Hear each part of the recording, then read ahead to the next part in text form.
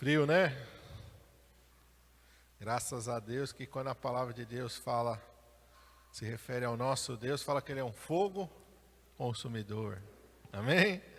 Na Bíblia fala do Espírito Santo, né? Jesus fala que Ele iria vir com fogo, amém? João Batista fala que Jesus é aquele que batiza com o Espírito Santo e com fogo. No dia de Pentecostes tinha fogo, amém? Glória a Deus. Deus não é Deus de frio, Deus é Deus de calor. Fogo do Espírito Santo, amém? Glória a Deus. Está com frio e pede para o Senhor te aquecer. Senhor, vem me aquecer aqui, Senhor. Amém? Vem me esquentar aqui, Senhor.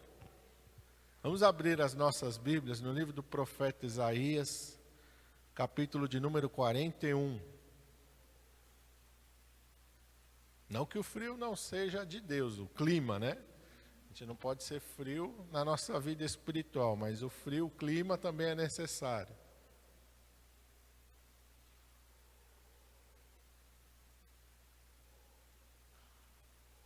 O pessoal fica falando aí do aquecimento global, mas a Bíblia tem uma palavra sobre isso, né? Lá, logo depois do dilúvio, Deus fala que enquanto esta terra aqui não for renovada, não for purificada, inverno e verão, frio e calor nunca cessarão. Então essas duas estações vão permanecer até o fim. Amém? O tempo está meio bagunçado, mas não vai deixar de fazer frio e não vai deixar de fazer calor. Todos acharam? Isaías 41. Eu quero ler com vocês a partir do versículo de número 8. Está escrito assim: Porém tu, ó Israel, servo meu, tu Jacó, a quem elegi, descendente de Abraão, meu amigo, a quem tomei desde os confins da terra, e chamei de terras distantes, dizendo: Tu és o meu servo, a ti escolhi e nunca te rejeitei. Não temas, porque eu sou contigo. Não te assombres, porque eu sou teu Deus. Eu te fortaleço e te ajudo e te sustento com a destra da minha justiça. Eis que, envergonhados e confundidos, serão todos os que se indignaram contra ti. Tornar-se-ão em nada, e os que contenderem contigo perecerão. Buscá-los-ás, porém não os acharás. Os que pelejarem contigo tornar-se-ão em nada, e como coisa que não é nada, os que guerrearem contigo. Porque eu, o Senhor teu Deus, te tomo pela tua mão direita e te digo: não temas, eu te ajudo. Não temas, tu, verme de Jacó, povozinho de Israel, eu te ajudo, diz o Senhor, e o teu Redentor é o Santo de Israel. Amém? Feche teus olhos, vamos orar. Pai, em nome de Jesus, nós estamos nesta manhã na tua presença, Senhor. E o Senhor, ó Pai, está neste lugar, ó Senhor, se movendo, passeando no nosso meio, sondando cada vida, cada mente, cada coração, ó Pai. Nós oramos, nós louvamos ao Senhor, temos sentido a tua presença neste lugar, porque tu és fiel, Senhor. E a tua promessa é: onde estiverem 2 ou 3 reunidos no teu nome, ali no meio deles o Senhor está. E o Senhor está no nosso meio nesta manhã. O Senhor está aqui, Senhor, com os teus olhos abertos, com os teus ouvidos atentos à nossa oração, ao nosso clamor. E o Senhor está aqui nesta manhã de encontro às nossas vidas. O Senhor veio de encontro a cada um de nós nesta manhã, Senhor. E neste momento, nosso coração esteja como aquela boa terra, na qual a boa semente que a tua palavra pode encontrar, Senhor, um solo fértil, um solo preparado para ali germinar, nascer, crescer, se desenvolver e frutificar abundantemente. Fala, Senhor, porque nós queremos ouvir a tua voz. Usa a minha vida, Senhor, eu te peço, na unção e no poder do teu Espírito Santo, nesta manhã, e que de nenhuma maneira eu venha diminuir ou, Senhor, interferir naquilo que o Senhor quer falar com a tua igreja. Que tu tenhas total liberdade, porque tu és Senhor e nós apenas servos, ó Pai. E a tua vontade seja feita e não a nossa. Nós te pedimos nesta manhã, em nome de Jesus. Amém. Glória a Deus. Amém, irmãos? Estava nessa manhã ali orando, e buscando a presença do Senhor. Enquanto eu estava orando ali e buscando a presença do Senhor, o Senhor colocou esse versículo no meu coração, o versículo de número 10. E a primeira coisa que o Senhor falou foi: não temas. Glória a Deus. E ali o Espírito Santo foi falando comigo, e eu fui ali meditando, e o Senhor vai mostrando o texto, o Senhor vai me chamando a atenção, eu vou anotando, e de repente o Espírito Santo vai me levando para uma outra passagem, outra ali, eu fui escrevendo, e eu vou escrevendo aquilo que o Espírito Santo vai falando, e Deus vai falando através da sua palavra, Deus vai me fazendo lembrar dos versículos da palavra, e ali eu vou escrevendo, e quando eu estava nesse texto aqui, a primeira coisa, dentre muitas coisas, além do não temas que o Senhor falou, está lá no versículo 8, eu leio, releio, vou meditando, e ali o Senhor falou: porém tu, ó Israel, servo meu, tu Jacó, a quem elegi, descendente de Abraão. O que Abraão era de Deus? Meu amigo. Você já pensou que coisa maravilhosa? Deus fala: Abraão é meu amigo. Coisa maravilhosa. Às vezes nós, aqui nesse mundo, nós temos um amigo e normalmente a gente preza a amizade. A amizade é uma coisa boa, uma coisa saudável. Não é verdade? Principalmente, a Bíblia diz que tem amigo que é mais chegado que um irmão. Que às vezes vai te apoiar mais, vai te ajudar mais do que um próprio do teu sangue. E às vezes, quando ela fala te ajudar, não é dizer sim para tudo que você faz. Tem amigo que é bom, que às vezes... O amigo bom é aquele que quando vê você fazendo uma coisa errada, vem e fala para você: tá errado, meu, que negócio é esse? Para com isso. Isso aí não está certo. Esse é o amigo de verdade, é um amigo verdadeiro. O amigo que te chama para o erro, não, esse não é amigo, esse é um falso amigo. O amigo que quando vê você errado, te incentiva a errar, te incentiva... Não, esse não é amigo. Amigo de verdade é aquele que está preocupado com você e que quer o seu bem-querer. Que ele vai fazer tudo o que ele pode para te ajudar. Amém? É nesse sentido que Deus fala: Abraão é meu amigo. Deus não precisa da ajuda de Abraão. Deus não precisa do apoio de Abraão. Mas Abraão com certeza precisa da ajuda de Deus, precisou da ajuda de Deus, precisou do apoio de Deus, precisou da repreensão do Senhor.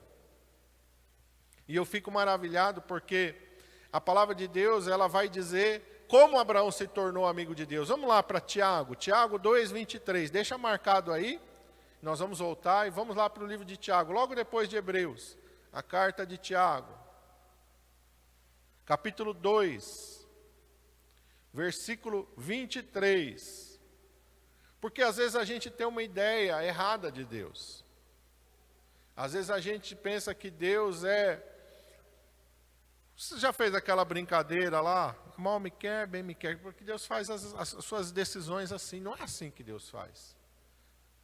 Deus tem um padrão, uma maneira de agir, uma maneira de se relacionar conosco. Amém? E tudo que Deus fala conosco e Ele mostra para a gente está na sua palavra.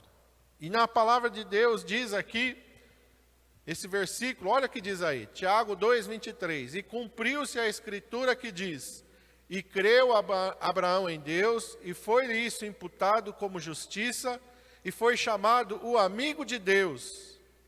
Olha aqui que está dizendo, e primeiro Abraão creu em Deus, e porque Abraão creu em Deus, isso lhe foi imputado como justiça, e foi chamado o amigo de Deus. Então aqui nós entendemos que amigo de Deus, para se tornar amigo de Deus, primeiro nós temos que crer nele. E crer não é algo simplesmente que não se traduz em ações, pelo contrário. Tiago vai dizer que a fé, aí se voltar um pouquinho mais para cima, lá na minha Bíblia tem uma divisão nesse capítulo, e a divisão começa lá no versículo 14, e dali para baixo ele vai falar sobre a fé e as obras. E ele vai dizer que a fé sem obras é morta. O Alan pregou aqui, quarta-feira. A fé sem obras é morta. Deus usou ele para trazer uma palavra sobre isso. A fé se traduz em ação. E quando nós olhamos para a história de Abraão, nós vemos diversas vezes Abraão agindo pela fé. A primeira foi quando ele ouviu Deus falar: sai da tua terra, sai da tua parentela e vai para a terra que eu te mostrarei. E a Bíblia diz que Abraão obedeceu, saindo lá, Hebreus capítulo 11 vai dizer, sem saber para onde ia. Mas Abraão tinha uma fé tão maravilhosa em Deus que ele acreditou e saiu. Deus não precisou dar um roteiro para ele. Deus não precisou dar um folder para ele lá de Canaã. Olha, Abraão, isso aqui é Canaã. Olha essas fotos aqui. Olha que lugar maravilhoso que eu vou te levar. Tem uma partezinha seca, meio deserto, mas tem praia, né? Tem montanha, tem o Rio Jordão. Não, nada disso. E por que não precisou nada disso? Confiança, fé. A fé não questiona. A fé não duvida. A fé não tem medo. Abraão não ficou pensando, puxa, mas será que eu vou? Para onde Deus quer me levar? Senhor, para onde o Senhor quer me levar? Senhor, sabe esses questionamentos? E muitas vezes fazem parte da nossa vida. Senhor, para onde o Senhor vai me levar? É bom lá, é bonito lá. Senhor, lá, será que é calor? Será que é frio? Será que eu vou me acostumar com o clima? Será que eu vou ter como sobreviver lá? Será que não vai faltar o pão? Será que não vai faltar... Sabe esses questionamentos? E atrapalham a nossa fé. Se traduzem no medo, insegurança. E onde o medo entrou, a fé não está mais. Onde a insegurança entrou, a fé não está mais. Então a palavra de Deus diz que pela fé, Abraão creu em Deus. E por isso ele foi chamado o amigo de Deus. Olha o que Jesus fala em São João capítulo 15. Volta um pouquinho aí, Evangelho de João capítulo 15. Ainda sobre se tornar amigo de Deus. São João 15, a partir do versículo 14.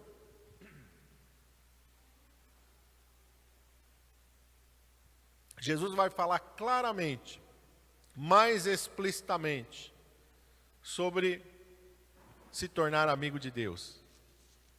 Está escrito assim: vós sereis meus amigos, se fizerdes o que eu vos mando. Já não vos chamarei servos, porque o servo não sabe o que faz o seu senhor. Mas tenho-vos chamado amigos, porque tudo quanto ouvi de meu Pai, vos tenho feito conhecer. Vós sereis meus amigos se fizerdes o quê? Obediência. Mas para obedecer eu preciso de fé. Preciso acreditar em Deus. E aí você, quando olha, você vê quando Jesus vai chamar os seus discípulos, a semelhança de Abraão. O que aconteceu com eles? Quando Jesus chegou lá para Pedro, André, Tiago e João, que estavam ali com seus barcos à beira do mar da Galileia, porque eles eram pescadores. Quando Jesus disse, vinde após mim, eu vos farei pescadores de homens, o que eles fizeram? Como assim? Vinde após mim. O que o senhor está falando? Para onde nós vamos? Olha, nós temos um barco aqui, nós temos uma vida, nós temos uma profissão, nós temos uma fonte de renda. Como assim, venha após mim? Para onde o senhor vai nos levar? E o salário? Onde nós vamos dormir? O que nós vamos fazer? Eles questionaram? Perguntaram alguma coisa? Pediram alguma garantia? Não! A semelhança de Abraão, eles saíram sem saber para onde ia também. Sem saber, confiança, isso a Bíblia chama de fé. Isso a Bíblia chama de fé, porque em Hebreus capítulo 11 vai dizer que fé é a certeza, é a prova daquilo que eu não vejo, que eu espero. Hebreus capítulo 11 vai dizer que Abraão esperava uma cidade celestial, a Nova Jerusalém. Abraão não estava esperando uma coisa terrena e física, Abraão estava olhando para aquilo que é eterno. Quando Pedro, André, Tiago, João e todos os 12 apóstolos seguiram ao Senhor Jesus e mais discípulos, eles não estavam esperando coisas da terra, estavam olhando para as coisas celestiais. Pastor, quer dizer então que nós temos que desprezar essa vida? Não. Vamos lembrar o que Jesus ensinou no Sermão da Montanha? O que ele disse? Não andeis ansiosos por coisa nenhuma. Que coisas são essas? Exatamente aquilo que mais preenche as nossas preocupações. O que comeremos? O que beberemos? Com quem nos vestiremos?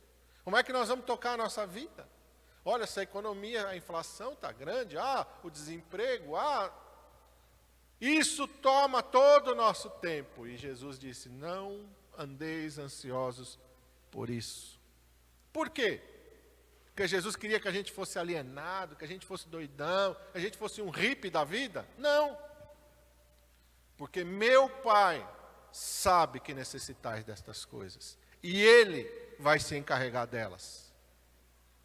Quando Abraão saiu e foi, depois de um tempo que eles estavam lá, ele foi com Ló. O que aconteceu aqui? Eu preguei domingo passado. O que aconteceu? Abraão ficou miserável e Ló também. Sentaram os dois na porta de Jerusalém e foram pedir esmola. Não. Cresceram tantos que a terra não podia conter mais os dois. Tiveram que se separar. Você vai para um lado, eu vou para o outro. Nosso rebanho cresceu tanto. Lembra quando Abraão manda o seu servo ir buscar uma esposa para Isaac? Qual é o relato do servo? Olha, Abraão tinha uma vida boa aqui junto com vocês, mas não sei o que deu na cabeça de Abraão, sabe? Coisas da vida, né? Fazer o quê? Ele resolveu ir para aquela terra árida, terra difícil, ou terrinha, não tem uma cidade como aqui, viu? Aqui a terra é boa. Foi isso que ele falou? Coitado do Abraão, perdeu tudo que tinha, olha, sobrou pouca. Não! O meu senhor Abraão foi abençoado por Deus. E ele adquiriu servos, adquiriu mais servos, adquiriu mais gado, ouro, prata, e Abraão cresceu. Mas não era a ambição de Abraão. Abraão não estava ambicionando isso. O objetivo de Abraão, quando saiu de Ur dos Caldeus para ir lá, não foi nas coisas materiais. Foi nas coisas espirituais. Mas ele confiou tanto num Deus da provisão, e Deus trouxe para ele tudo o que ele necessitava. Quando Jesus está caminhando com seus discípulos, em determinado momento, ele pergunta para eles. Ele envia os 12, depois ele envia os 70. Ele pergunta para eles, algum de vocês passou necessidade? Quando eu enviei vocês, faltou comida? Faltou um teto para abrigar vocês? Faltou alguma coisa para vocês? E eles responderam o quê? Nada, Senhor. Nada. Amém? Então nós somos chamados, meu irmão, para confiar em Deus, porque quando nós confiamos em Deus, nós passamos a desfrutar de coisas que a nossa força e a nossa capacidade jamais vão alcançar. Amém? O nosso amigo garante para nós, se vocês fizerem o que eu mando, se vocês confiarem em mim, se vocês acreditarem em mim, eu vou abençoar tanto vocês. Vocês vão viver coisas tão grandes, tão maravilhosas, que a mente de vocês não vai entender. Não, nem nos seus melhores sonhos vocês vão poder imaginar o que eu vou fazer com vocês. Pensa em Davi dormindo no campo com suas poucas ovelhas. Seu próprio irmão desprezou aquelas poucas ovelhas no deserto. Nos seus melhores sonhos, talvez Davi pensasse, eu poderia crescer o meu rebanho. Eu poderia ter muitas ovelhas. Quem sabe, com o meu rebanho crescendo, eu consigo respeito dentro da casa do meu pai. Talvez o meu pai me olhe de uma maneira diferente. Talvez os meus irmãos parem de me desprezar e olhem para mim e falem, não, Davi, olha como cresceu o rebanho dele. Talvez nos seus melhores sonhos, era isso que ele imaginava para ele. Mas não era o que o amigo fiel e verdadeiro tinha para ele. Porque o que o amigo fiel e verdadeiro tem é maior, é melhor. Amém? Deus queria que ele reinasse sobre Israel, que ele governasse a nação. ele fosse um herói, ele fosse um guerreiro valente. Amém? Então, quando nós entendemos quem é esse amigo, quem é essa pessoa que se oferece para ser nosso amigo, meu irmão, não tem motivo de temer. Não tem motivo de temer. Amém? Não vos chamarei servos, verso 15, porque o servo não sabe o que faz o seu senhor. Quer dizer, Deus está falando, olha, se vocês fossem só meus servos, eu não tinha que dar satisfação nenhuma para vocês. Mas porque vocês são meus amigos, eu faço vocês saberem de tudo. Amém? Por isso, quando Deus chamou Abraão, o que ele disse? Sai da tua terra, sai da tua parentela. Sai da casa de teu pai, vai para a terra que eu te mostrarei. Parou aí o chamado? Não. De ti farei uma grande nação. Engrandecerei o teu nome. Tu serás uma bênção. Amém? Deus revelou algo que no futuro iria acontecer. Por isso, quando Jesus disse para os seus discípulos, vinde após mim, eu vos farei pescadores de homens, muitas almas vocês vão alcançar. Amém? E foi o que aconteceu. Porque Deus, Ele revela a nós, e a Bíblia diz que Ele não faz nada sem antes revelar aos seus servos, os profetas. Por isso a nossa Bíblia, ela vai até Apocalipse, e em Apocalipse está o fim de todas as coisas. Nós já sabemos como vai acabar, o diabo não vai vencer, o mal não vai vencer. A morte não vai nos derrotar. O último inimigo, a Bíblia diz que vai ser vencida, é a morte. E quando nós estivermos naquele local que Deus tem preparado para nós, a Bíblia diz que a morte não vai nos alcançar mais. Nem dor, nem sofrimento. Hoje a gente sofre, hoje a gente chora, hoje a gente se entristece, hoje nós vivemos luto, mas quando nós chegarmos naquele lugar que o nosso amigo fiel e verdadeiro tem para nós, estas coisas não vão mais nos alcançar. E por que Ele está falando isso para nós? Porque Ele nos ama. Porque Ele é um amigo fiel e verdadeiro. Porque Ele nos faz conhecer aquilo que Ele tem preparado para nós. Uma coisa que Deus falou, eu escrevi aqui, a obediência nos faz amigos de Deus. Quer ser amigo de Deus? Seja obediente. Esse é o primeiro passo para você construir um relacionamento com Deus. Jesus está falando aqui no verso 14, não é o pastor que está falando, isso não é uma ideia da minha cabeça, vós sereis meus amigos o quê? Se você fizer o que você quiser, olha, você é meu amigo, faz o que ele quiser. Não, você vai ser meu amigo se você fizer o que eu vos mando. Obediência é, meu irmão amado, o principal para nós estabelecermos uma amizade com Deus, um vínculo com Deus. Porque a obediência requer fé. E sem fé é impossível agradar a Deus, é impossível se relacionar com Deus. Olha o que diz aqui, o verso 9, lá de Isaías 41. Vamos voltar para lá depois, deixa marcado o João aqui, que nós vamos voltar aqui, nesse mesmo, tá? Mas eu quero destacar com vocês o verso 9. No 8, Deus fala que Abraão é meu amigo. No 9, olha que Deus fala.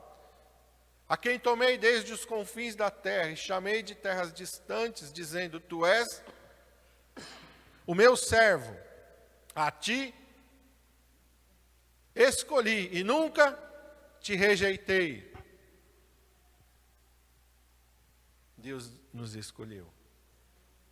Amém? Não foi obra do acaso. Às vezes a gente faz amizade porque a gente, vamos dizer, no nosso tempo de escola a gente caía na mesma sala, então a gente tinha a amizade, a gente constrói amizade. Às vezes você muda de um lugar para outro, quando você vai morar ali, você faz amizade com o pessoal dali. Às vezes você vai para um trabalho, você faz amizade. Amizades às vezes vêm de casualidades. Às vezes você conhece um amigo do teu amigo que acaba se tornando seu amigo.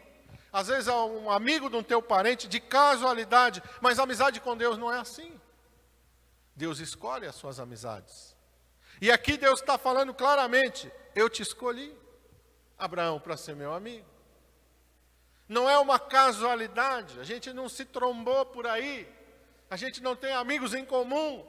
Você não veio morar perto de mim, eu não fui morar perto de você. Eu te escolhi para ser meu amigo. Amém? E olha, vamos voltar lá para São João 15.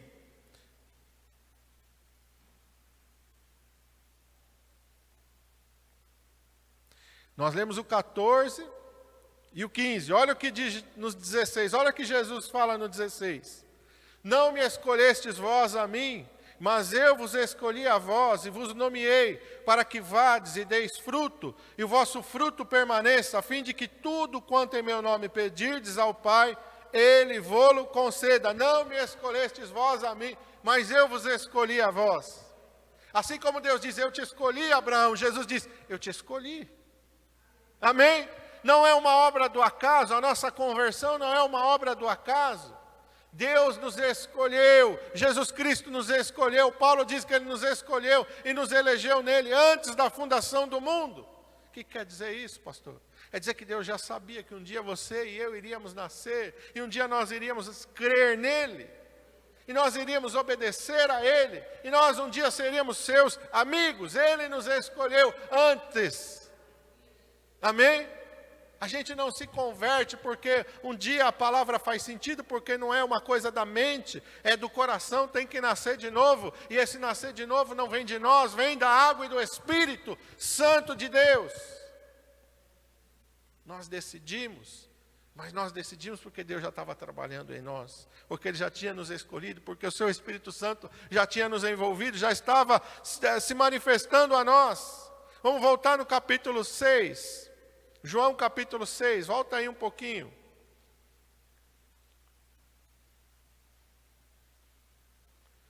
Versículo 44, olha o que Jesus diz aqui. Ninguém pode vir a mim, se o meu Pai que me enviou não o trouxer, e eu o ressuscitarei no último dia. Deus nos levou a Jesus. Amém? Ninguém pode vir a mim se o Pai que me enviou não o trouxer. Um dia o Senhor olhou para você e disse, você vai até Jesus. Você vai até o meu filho. Você vai ouvir a boa nova do Evangelho. E Deus usa as maneiras mais diversas para nos atrair. Não tem uma formulazinha. Porque nós não somos iguais. Nós somos diferentes. Mas Deus nos conhece. E de uma maneira particular, de uma maneira pessoal, de uma maneira individual, Ele trabalhou em nós. Amém? Ele trabalhou em nós. O Salmo 139 diz isso, que Ele nos conhece desde o ventre da nossa mãe. Ainda não havíamos nascido e Ele já nos conhecia. Ele nos conhece de tal maneira que a gente ainda não falou, mas Ele já sabe o que vamos falar. Ele conhece a nossa estrutura, Ele nos conhece completamente. E o fato de nós termos aceitado ao Senhor Jesus Cristo foi por uma ação dEle. Ele estava agindo em nós. Ele estava nos atraindo. Ele estava nos levando até Jesus Cristo. Aleluia! Ele nos escolheu, assim como Jesus escolheu os seus 12. Jesus não foi por acaso escolher Pedro, André, Tiago e João. Jesus não escolheu Mateus por acaso. Em cada vida Deus tem um propósito. Deus não escolheu Abraão por acaso. Deus não te escolheu por acaso. Ele tem um propósito na tua vida. Amém? Ele tem um propósito na tua vida que você precisa, meu irmão amado, descobrir qual é esse propósito. Hoje em dia, nós estamos num tempo em que isso não é muito comentado entre nós. Propósito. A gente acha que o propósito é a gente comprar uma casa, comprar um carro e ter uma vida boa. Isso não é propósito, irmão. Isso não é propósito. Olha, se eu tiver um bom salário, se eu tiver uma boa casa, se eu tiver um bom plano de saúde, uma boa aposentadoria, isso não é propósito, irmão. Isso não é propósito. Propósito quer dizer a reino, a eternidade. Isso é propósito. Estas coisas, Deus acrescenta. Deus pode te dar uma casa, Deus pode te dar um carro, Deus pode te dar um emprego, Deus pode te dar um bom plano de saúde, Deus pode te dar tudo, irmão. Mas esse não é o propósito que Deus tem para a sua vida, porque isso, a pessoa sem conhecer o Senhor Jesus, ela pode ter. Não pode ter? Você não conhece alguém que não conhece Jesus, que tem um bom emprego, que tem um bom salário, que tem uma boa casa, que tem um bom carro, que tem um bom plano de saúde? Você não conhece, a pessoa não precisa de Deus para ter essas coisas. Então esse não é o propósito do Evangelho de Jesus Cristo. Sabe qual é o erro hoje? O erro hoje é que a igreja está querendo dizer que isso é propósito. Aí a pessoa até vem, porque ela está precisando, porque ela está numa situação difícil. Mas ela começa a olhar para cá, olhar para o mundo, olhar para cá, é a mesma coisa. É a mesma coisa, então para que eu vou na igreja? Não tem propósito. Não tem mais propósito. O propósito é adquirir bens materiais. O que acontece? Muitos criados na igreja, às vezes se torna um jogador de futebol, que ele fica firme? Não, vai para o mundo. Se o propósito era esse, já alcancei o propósito, então para quê? Às vezes se torna um artista, às vezes se torna uma pessoa bem-sucedida no seu emprego. Para quê? Esse não é o propósito. O propósito é aquilo que a gente faz para o reino e para a eternidade. Por isso, para cada um dos 12, Jesus os chamou para fora da sua vida. Pedro já estava estabelecido, tinha o seu barco, tinha o seu lugar no Mar da Galileia. Mateus já tinha a sua vida financeira estabilizada, não era fácil se tornar um publicano, ele já era um publicano. No sentido material, a vida estava estabilizada. Mas não era o propósito de Deus para eles. O propósito de Deus para Pedro não era que ele se tornasse o maior pescador do Mar da Galileia. O propósito de Deus para Mateus não era que ele se tornasse o maior cobrador de impostos de Israel. O propósito de Deus para Davi não era que ele tivesse o maior rebanho da Judéia.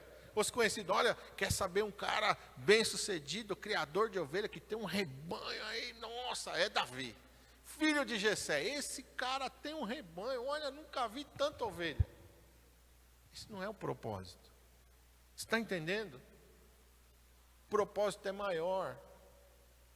O propósito vai nos levar para coisas maiores. Se eu ficar, e o apóstolo Paulo fala isso, se eu ficar só preocupado com isso, eu sou o mais miserável de todos os homens. Se a minha esperança só for nas coisas deste mundo, eu sou o mais miserável de todos os homens.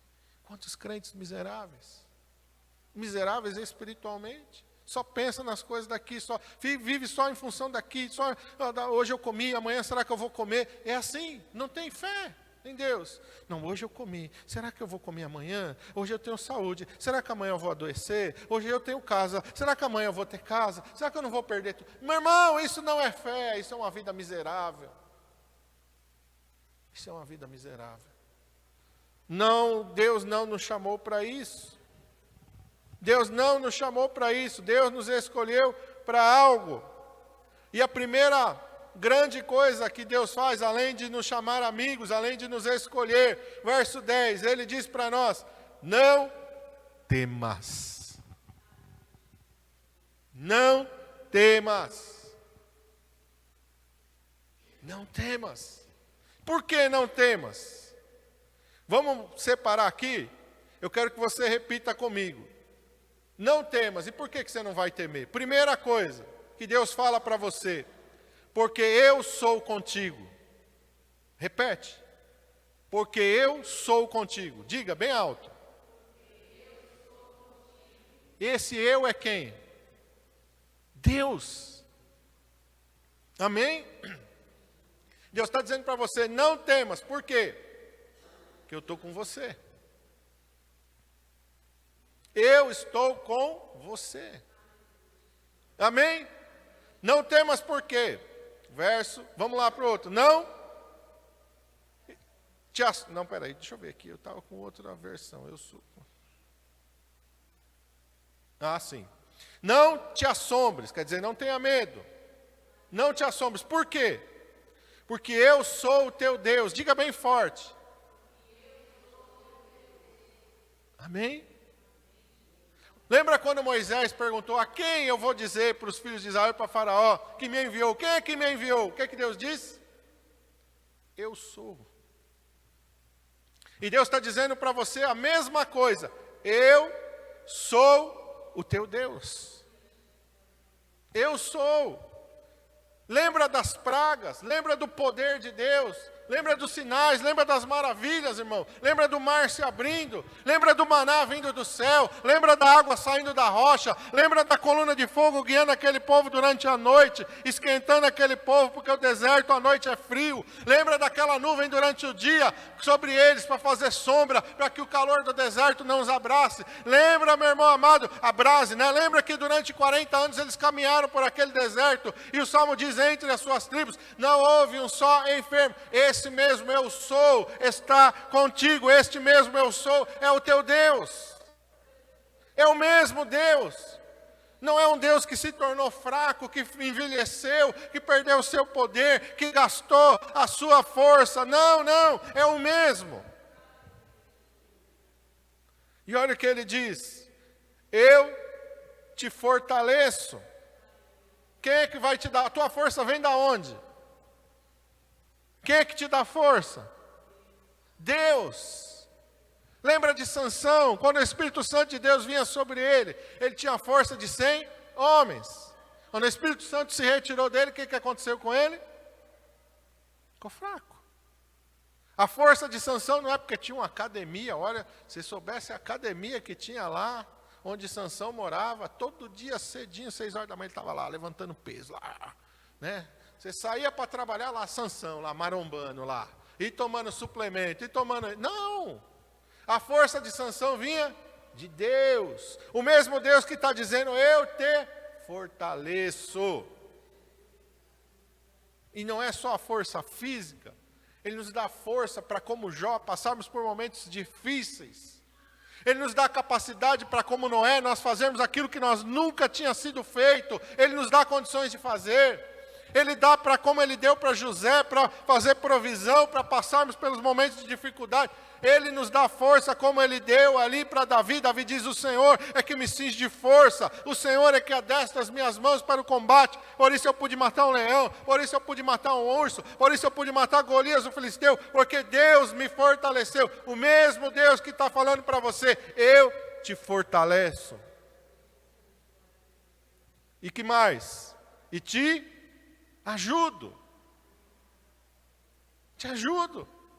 Tem momento que você não vai saber o que você vai fazer, mas eu te ajudo.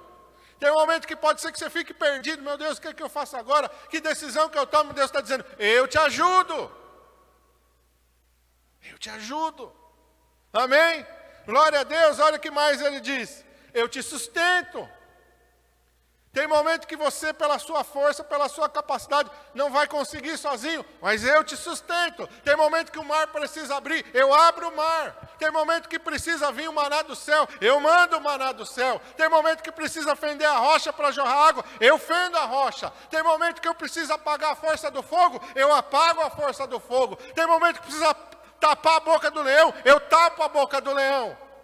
Tem momento que parece que você vai fazer a sua última refeição, mas eu multiplico a farinha na panela, mas eu multiplico o azeite na botija. Tem momento que 5 pães e 2 peixes não dá, mas eu multiplico os pães e os peixes. Tem momento que parece que a tempestade vai afundar o barco. Jesus está no barco, mas parece que as ondas são tão grandes que vão afundar o barco. Mas eu cesso o vento, eu acalmo o mar, eu acabo com a tempestade.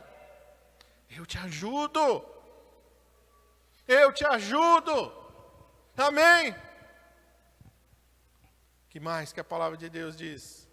Eu te ajudo, eu te sustento com a destra da minha justiça.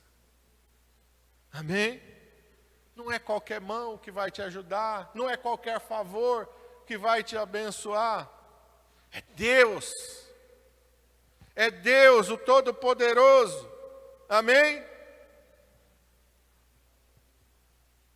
Olha o que diz aqui no capítulo 40. Volta um pouquinho, capítulo 40 de Isaías.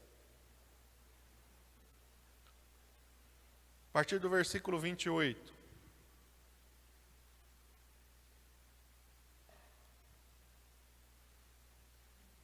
Não sabes, não ouviste, que o eterno Deus, o Senhor, o Criador dos fins da terra, não se cansa nem se fatiga, é inescrutável o seu entendimento, dá força ao cansado, multiplica as forças ao que não tem nenhum vigor. Os jovens se cansarão e se fatigarão. Os moços certamente cairão, mas os que esperam no Senhor renovarão as suas forças. Subirão com asas como águias, correrão e não se cansarão, caminharão e não se fatigarão. Não sabes. Talvez, meu irmão, você ainda não saiba, talvez você ainda não tenha visto isso acontecer na tua vida, mas Deus está falando. Ele não se cansa nem se fatiga. Tem gente que às vezes fala, nossa, acho que eu canso Deus de tanto que eu oro, de tanto que eu peço. Não, Deus não se cansa, Deus não se fatiga. É Ele que nos diz, clama a mim. É Ele que nos diz, o que pede recebe, o que busca encontra, quem bate a porta se abre. É Ele que diz para nós, não para, não para, não para. Por quê? Ele dá força ao cansado, Ele multiplica as forças ao que não tem nenhum vigor. Às vezes a gente fala, estou tão cansado, eu vou parar. Não, não para. Não para, não para, meu irmão, é isso que o diabo quer. Porque se você parar, você não vai receber força de Deus. Porque se você desanimar, Deus não pode manifestar o poder e a glória dele sobre a sua vida. Você está entendendo? O que Deus disse para Josué? Não pasmes, não te espantes, porque eu sou contigo por onde quer que tu andares. Se você parar, meu irmão, você vai perder a provisão de Deus. Se você parar, você vai perder a provisão de Deus. Nós não podemos parar, porque Ele, olha aqui no verso 30, os jovens, e aqui está falando, não os jovens de Jesus, tá? Jovens de Jesus não é esse aqui não. Está falando dos jovens normal, porque os jovens são sinônimo de força e de vigor. Os jovens naturalmente se cansam e se fatigam. Os moços certamente cairão, não vão ter. A força humana é insuficiente diante daquilo que Deus pode te dar. É isso que Deus está falando. A capacidade humana é limitada, mas o poder de Deus não é. Amém? Deus está falando, a força humana ela é limitada, mas verso 31, os que esperam no Senhor renovarão as suas forças. A esperança aqui não é a esperança de ficar sentado, de não fazer nada. A esperança é de confiança. É de acreditar, meu irmão amado, que as coisas vão mudar. É de acreditar que as promessas vão chegar. É de acreditar que há uma recompensa em servir a Deus, em continuar caminhando, em continuar avançando. Renovarão as suas forças, subirão com asas como águias. Está vendo que não fala de esperar sentado, nem acomodado. Ele está falando de esperança para continuar. Renovarão as forças, subirão com asas como águias. Correrão e não se cansarão, caminharão e não se fatigarão. Amém? Olha para o apóstolo Paulo, sempre caminhando, sempre pregando o evangelho, sempre cidade, cidade, cidade, cidade. Olha para Abraão. Você vai ver Abraão, percorre essa terra, Deus disse para Abraão, não fica parado. Foi? Percorre essa terra, Abraão, de norte a sul, de leste a oeste, anda por essa terra, passeia por essa terra. E Abraão sempre está caminhando. Abraão não estabelece uma moradia fixa quando ele chega em Canaã. Ora Abraão está morando aqui, ora Abraão está morando ali, ora Abraão está morando lá, ora Abraão... Por quê? Porque Deus falou, percorre essa terra. Anda nela. Amém? Mas Abraão, ele fez isso enquanto era novo. Não, Deus chamou ele com 75 anos, irmão. É fácil fazer mudança? Quem já fez mudança aí? Difícil, né? Eu mudei muitas vezes. A Carolina que conta, que acho que até a 8ª série ela mudou, eu acho que, vou contar por baixo, umas 6 vezes de escola. Eu mudei para cá, mudei para lá, fui para cá, fui para o Rio Grande do Sul, fui lá, morei em um monte de lugar. Ela falava, né, pai, nossa, já mudei um monte de vezes, pegar meu como que fala lá, o histórico escolar, tem lá só a parte de escola lá, tem que ter uma extensão lá para dizer, estudou aqui, ali, lá, né? Eu falava, filha, você é uma privilegiada, você conheceu um monte de gente, que às vezes quem estuda na mesma escola não conhece. Você conheceu escola aqui, escola lá, escola no Rio Grande do Sul. Ó, minha filha, teu currículo está engrandecido. Né? Teu currículo é bom, se olhar, você estudou um monte de escola aí, ó, só de escola que você já estudou, minha filha. Amém? Deus chamou ele com 75 anos. Quanto tempo Abraão ficou nessa vida? Quantos anos ele morreu? 175. 100 anos. Muda para cá, muda para lá. Hã? Naquele tempo não tinha caixa, mas se fosse hoje, haja caixa. Nem joga as caixas de papelão fora, já deixa guardado. E uma hora nós vamos mudar, daqui a pouquinho nós mudamos. Guarda as caixas de papelão. Né? Não tinha. Amém? Quem que deu força para Abraão? Deus. Você vai ver em algum momento Abraão reclamando, Senhor, não aguento mais. Louco, toda hora muda. Quando eu me estabeleço num lugar, quando eu faço amizade, já tem que mudar. Né? Já acostumei com a padaria, já acostumei com o açougue, né? Que a gente é assim, não é? Agora que eu fiz amizade com todo mundo aqui, vou mudar. Não, irmão. Deus deu força. Deus dá uma missão para Noé, construir arca. Quantos anos você acha que tinha Noé? Só tinha 500 anos só. Só 500 anos. Aí ficou pouquinho tempo construindo a arca. Só 100 anos ele ficou construindo a arca. Mas Deus deu força para ele. Amém? Quantos anos Moisés tinha quando Deus apareceu para ele na sarça? 80 anos. 80 anos. Ele viveu até os 40 no Egito. Com 40 ele teve aquele episódio que ele matou o egípcio, teve que fugir. Ele morou 40 anos em Midian. Quando ele está com 80 anos, Deus aparece na sarça e fala, tem uma missão para você, meu filho. Moisés falou, agora não, Senhor. Minhas cadeiras aqui já não é mais a mesma. Meu joelhinho aqui já não está bom mais. Não. Quem é que deu força? Moisés ficou 40 anos guiando o povo. Quem é que deu força para ele? O Senhor. Lembra de Caleb? Caleb, com 40 anos, ele vai ser um espia da terra. Depois ele volta, ele traz ali a palavra que Deus queria que ele trouxesse, um relatório bom. Quando ele está com 84 anos, você lê no livro de Josué, ele fala para Josué, Josué, Deus me deu Hebrom. Me dá autorização para ir lá e conquistar Hebrom. Mas Hebrom é um lugar que tem gigantes. Os filhos de Anak estavam ali, mas Caleb disse, tal era a minha força com 40. É a mesma força agora. Meu vigor não foi embora. Por que o vigor de Caleb não foi embora? Verso 31. Isaías 40, 31. Os que esperam no Senhor, o que acontece com eles? Renovarão as suas forças. Subirão com asas como águias. Correrão e não se cansarão. Caminharão e não se fatigarão. Amém? A gente só perde o vigor, a força, se a gente desistir. Se a gente achar, não posso mais. Não dá mais. Aí, meu irmão, aí Deus fala, eu queria renovar, eu queria fortalecer, eu queria fazer, mas Ele não quer mais. Amém? Nós temos que esperar no Senhor. Vamos ver como é que Abraão, eu quero agora o último texto. Vamos lá para Romanos, capítulo 4. Vamos aprender com Abraão. Nós começamos aqui, Deus falando acerca de Abraão. E vamos encerrar falando de Abraão. Como é que Abraão passou esse tempo? Porque 100 anos, muda para cá, muda para lá, vai para cá, vai para lá. 100 anos nessa vida, irmão, não é fácil, não. Mas como é que Abraão fez? Romanos capítulo 4, a partir do versículo 17. Pensa que foi fácil para Abraão?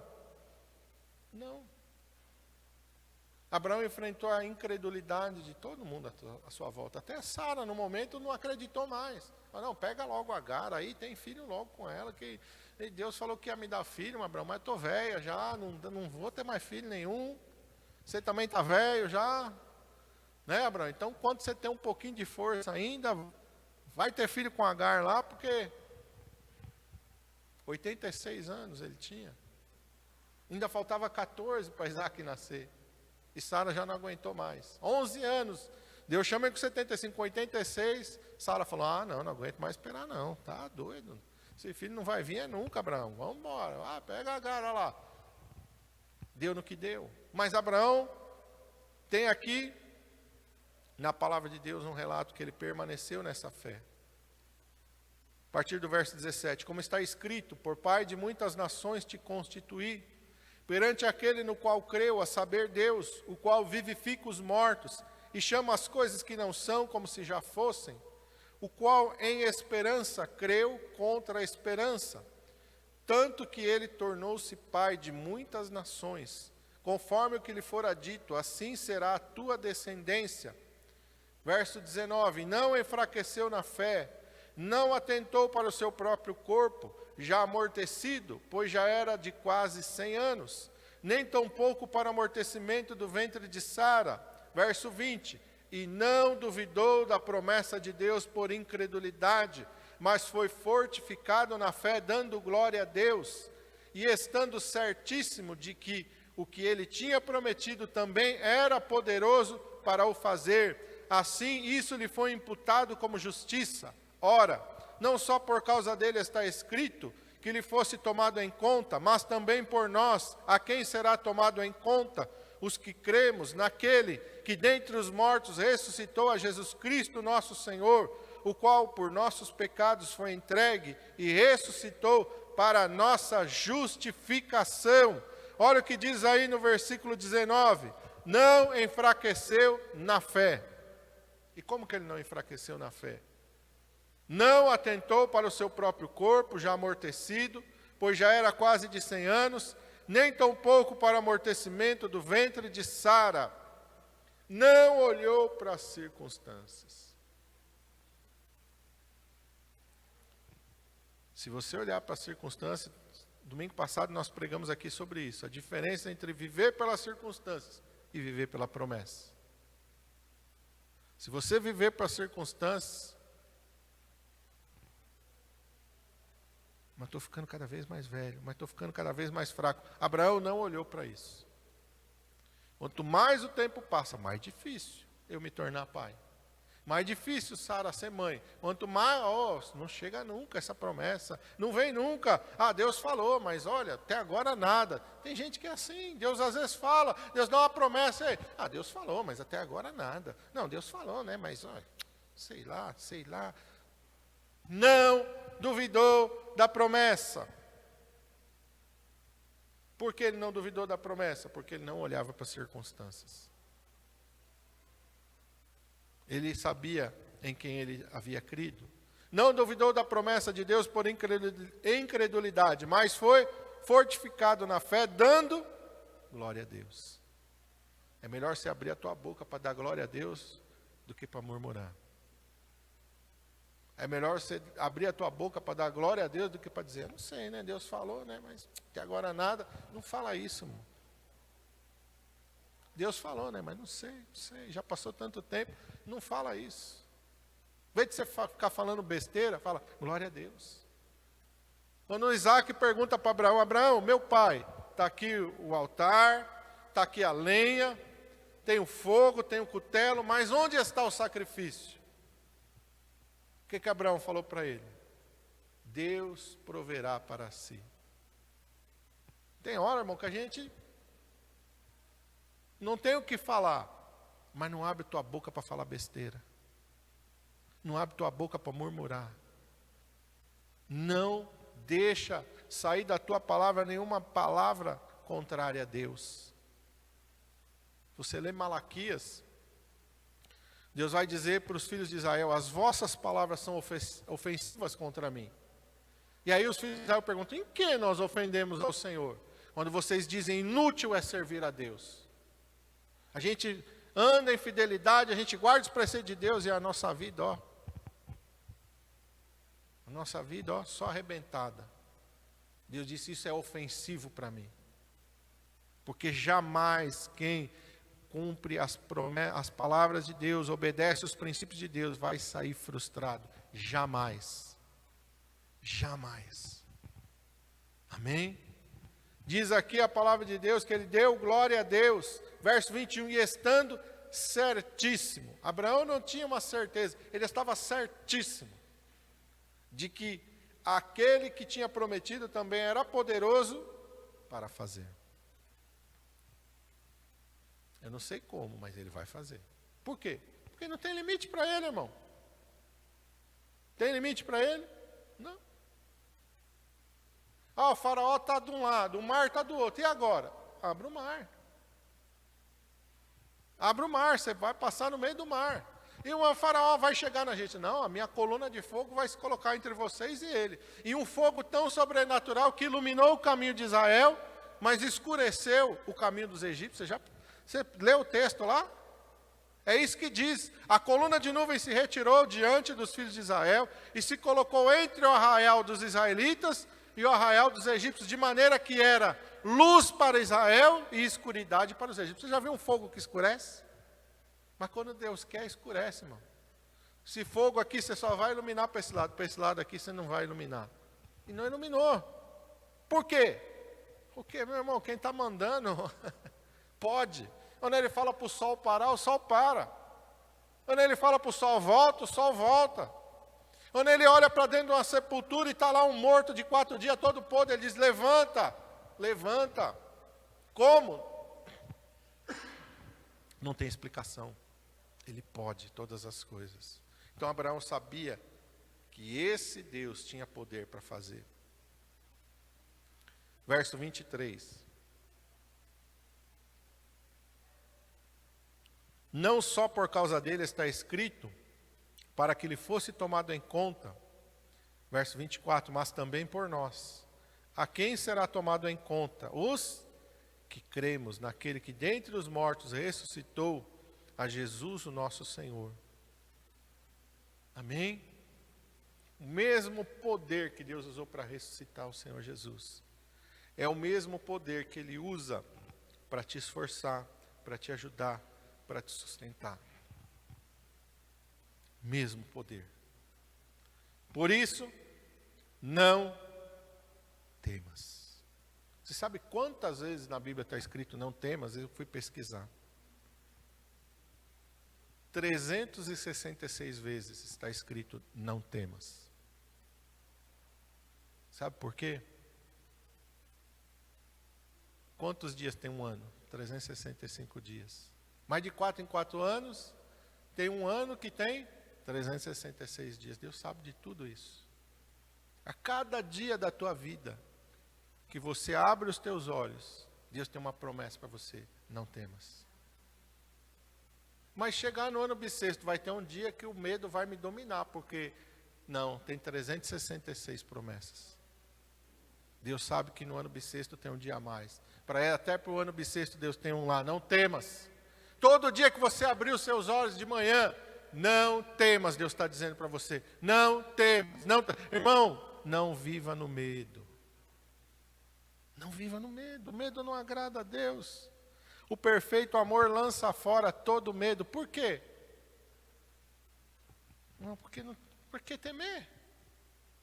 Para que temer? Se Deus está contigo, se Deus é aquele que diz, eu te seguro pela tua mão direita, eu te sustento, eu te fortaleço, eu te renovo, eu faço tudo. Amém? Mas você precisa descobrir qual é o propósito de Deus para a tua vida. Abraão tinha um propósito. Moisés tinha um propósito. Davi tinha um propósito. Os discípulos tinham um propósito. Você tem que viver por um propósito. Amém? Se você ainda não sabe qual é o teu propósito, comece a orar e perguntar para Deus, qual é o meu propósito, Senhor? Eu sei que o meu propósito não é ter uma casa, ter um carro, ter um bom salário, ter uma vida estabilizada. Isso aí qualquer pessoa sem Jesus pode ter. Isso não é propósito. Propósito é algo maior. Propósito é algo eterno. Qual é o propósito que o Senhor tem para a minha vida? Amém? Feche os teus olhos, curva a tua cabeça.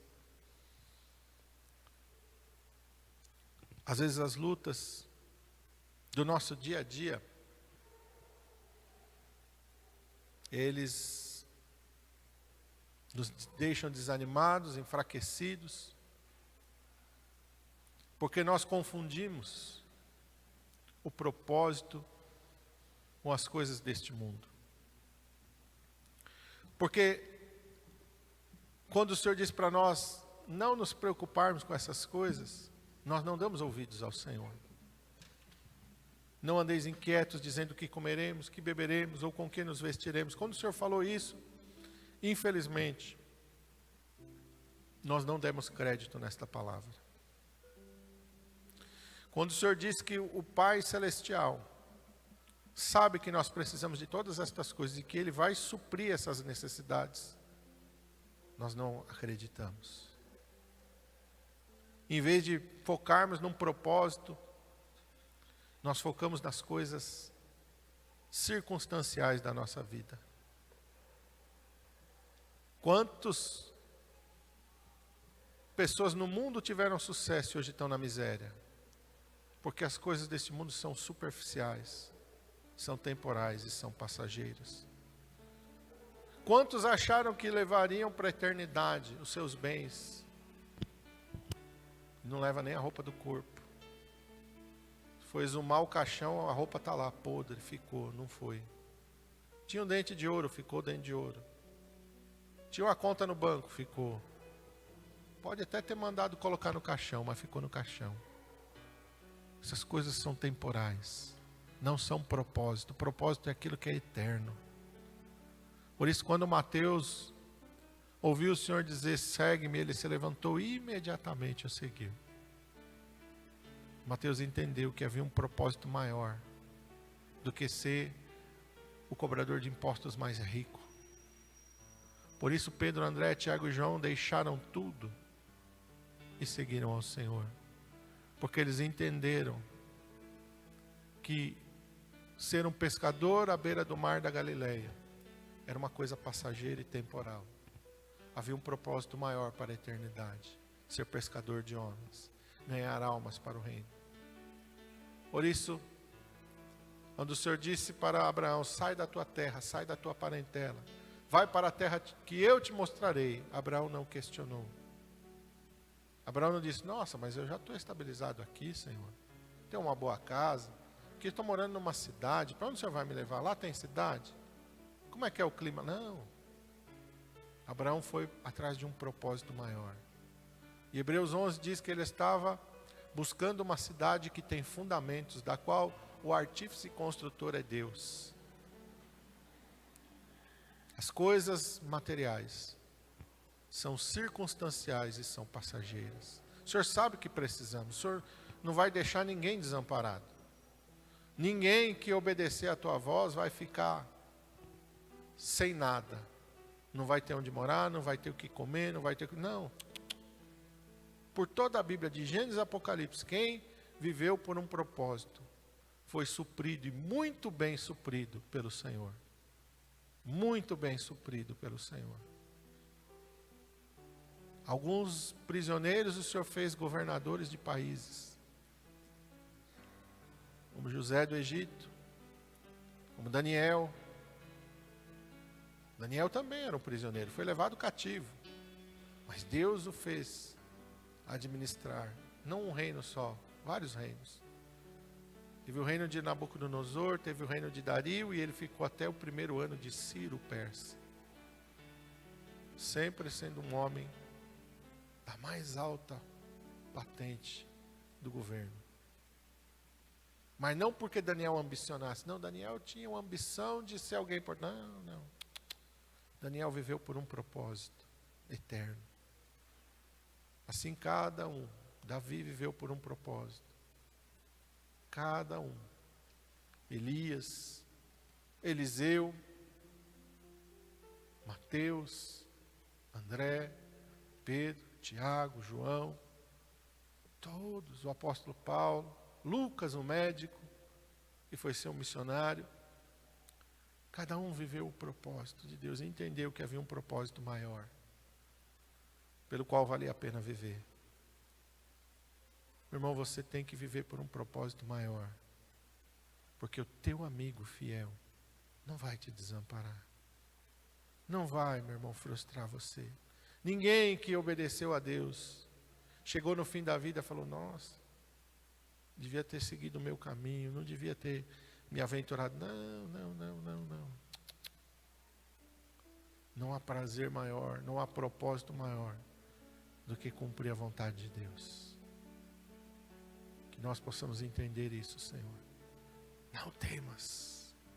O Senhor é aquele que diz, não temas, estou segurando na tua mão direita, estou contigo, eu te ajudo, eu te esforço, eu te sustento. Sou eu que vou cuidar da tua vida, sou eu que vou cuidar da tua saúde, sou eu que vou cuidar de todas as coisas para você. Não temas.